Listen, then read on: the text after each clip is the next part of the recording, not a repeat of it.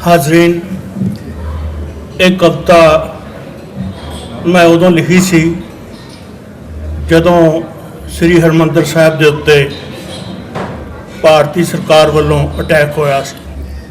तो कविता का नाम है लहू च भेजे बोल। ये एक शब्द है कबूतर। तो कबूतर जो है वो अमन का प्रतीक है, शांति का प्रतीक है। एक कबूतर सत्ता दे पहिए हेठां आके मर गया है।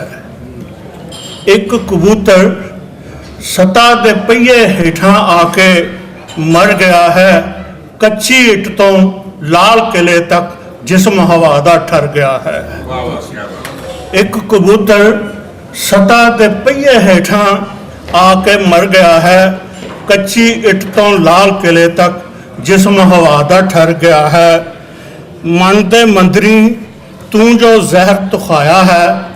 मस्तक दे विच दो धारा खंडा सिमर भगौती आया है। 31 रागां दी ये गंगा सरबत भले विच वगे।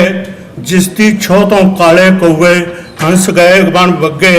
अज वो अमृत जल सरोवर लोक लहू नल भर गया है। एक कबूतर सदा दे पहिए हेठां आके मर गया है। तो अगलियां लाइनां ने, शब्दां तो अर्थां दी रूह तक अनुभव जख्मी होया। शब्दां तो अर्थां दी रूह तक अनुभव जख्मी होया। मत्थे विचली चेतन लोदा है अज सूरज मोया। अगन विचारी दर दर भौंदी मंगदी चुटकी सेख। जे तू अकल लतीफ फरीदा अखां खोल ते वेख। एक मरियम ने खुद ठोकी है ईसा मत्थे मेख। जे तू अकल लतीफ फरीदा अखां खोल ते वेख। एक मरियम ने खुद ठोकी है ईसा मत्थे मेख। यारो जार रोए कबीरा ढह अल्लाह दा घर गया है। अज ते अपना ही परछावां अपनी देह तो डर गया है।